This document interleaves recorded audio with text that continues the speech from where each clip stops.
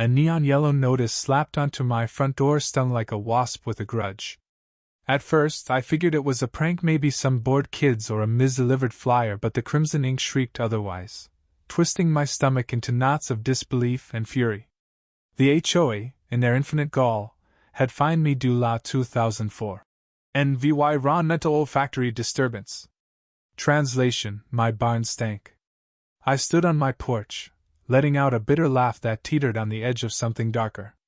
Too grand because Margaret, the neighborhood self-crowned scent czar, decided my barn's aroma invaded her precious airspace. Not because it made her sick, not because it drifted near her property, she just didn't like it, and swore she'd find me into oblivion. Margaret, for houses down, tended her flawless tulips like a general commanding a battalion, stalking the cul-de-sacs daily with a clipboard and a hawk's glare, sniffing out anything that dared disrupt her shine of suburban utopia. Last spring, she'd hounded poor Mr. Jenkins over his tacky sunflowers. A month ago, she'd slapped the Wilson twins' lemonade stand with a citation for unpermitted signage. She was a one-woman war on whimsy, and now her crosshairs were locked on me.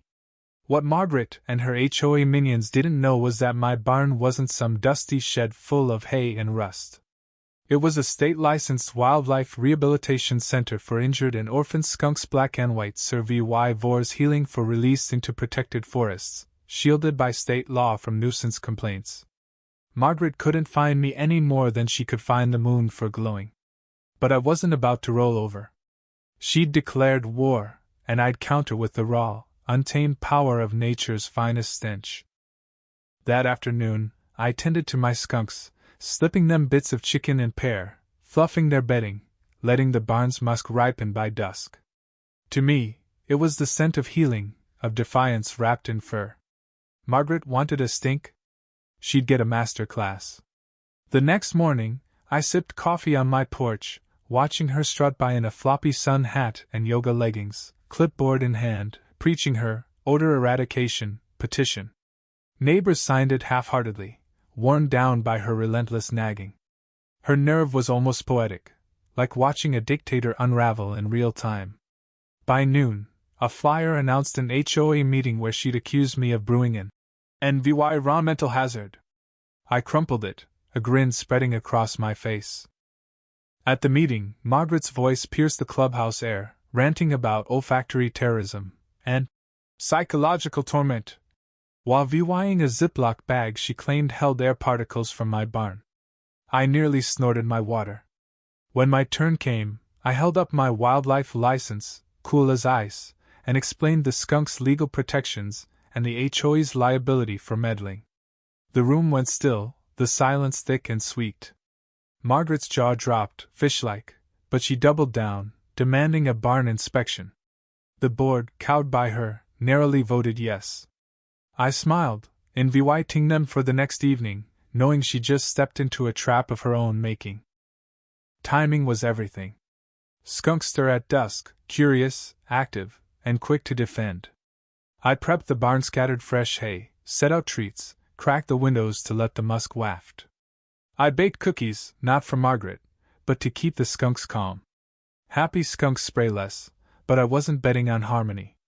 At 6:30 sharp, Margaret marched up in a white hazmat suit, rubber boots squeaking, face shield glinting like she was raiding a fallout zone. 2 board members trailed her, one clutching a clipboard, the other a camcorder, both looking like they'd rather be anywhere else. Margaret barked about unsanitary conditions and demanded proof of compliance. I led them to the barn, keys jingling, and flung the door open with a flourish. The skunks chattered, rustling in the hay, their scent thickening like a storm cloud. Margaret stormed in, scribbling furiously, jabbing her pen at water bowls like they were felonies. The skunks, curious, poked out, sniffing the air. She shrieked, calling them filthy vermin. I warned her they'd spray if spooked, but she yelled louder, her voice a siren of stupidity. One skunkster stench a lot, my favorite, waddled toward her, drawn by the plastic crinkle of her suit. Margaret, oblivious, tripped over a hay bale, crashing into feed buckets with a clang that echoed like a gunshot. The chaos spooked 3 skunks, who unleashed a unified spray. A wall of stench slammed the air. Margaret screamed, flailing like she was drowning in sulfur, and stumbled outside, gagging, collapsing to her knees. The board members bolted. One dropped the clipboard, the other the camcorder, still rolling. Margaret tore off her shield, her glare pure venom. I offered a hose, voice dripping with mock concern. She shrieked and staggered home, trailing an unholy reek.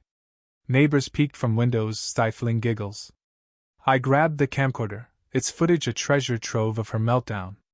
That night, I backed it up to a secure drive, sensing its future power. Sipping tea on my porch, I knew Margaret wouldn't quit. She'd need to be dragged into reality, and my skunk squad was locked and loaded. The neighborhood hummed the next day. The skunk saga spread like wildfire. Joggers smirked, dog walkers whispered, even cranky Jenkins tipped his hat. Margaret vanished, her house sealed, blinds drawn. Whispers spoke of tomato juice baths and failed deodorizing kits, her lawn stained from desperate Rancisa delicious irony, given her own lawn violation obsession. But her silence wasn't surrender. 2 days later, a courier dropped a legal grenade. Margaret was suing for emotional distress, wildlife assault, health violations, and psychological trauma. I laughed until I wheezed. Her claims were a toddler's tantrum dressed in legalese. I called my friend Clara, a lawyer from the Wildlife Network, who cackled. "She's delusional, right?" When I said no, Clara took the case, eager to shred a frivolous suit. We countersued, citing wildlife laws, harassment, and HOA liability. Margaret's meddling put her and the HOA in legal quicksand. The neighborhood buzz gossip flew, and an anonymous Skunk Chronicle newsletter popped up, complete with cartoons of Margaret fleeing stench clouds. As the court date loomed, Clara asked for EVY Denke. I handed over the camcorder footage, Margaret barging in, ignoring warnings, triggering the spray. Clara laughed until she cried, calling it a skunk slam dunk. Public support surged. Kids volunteered at the barn, businesses sent treats, and the mayor praised my rescue, carefully dodging Margaret's name. In court, Margaret looked haggard, clutching her papers, avoiding my eyes. Her lawyer stumbled through claims of skunk warfare. Clara presented my license, HOA bylaws, and the VY Deo. The judge, barely hiding a smirk, watched it twice, then asked Margaret if she'd entered voluntarily despite warnings. Her bluster collapsed like a bad soufflé.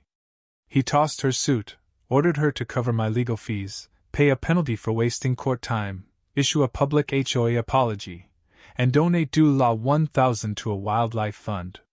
Clara whispered, "Skunk knockout." Margaret's downfall was absolute. Her social empire crumbled. Neighbors snubbed her, board members distanced themselves, and she slunk around, hat pulled low, haunted by her own humiliation.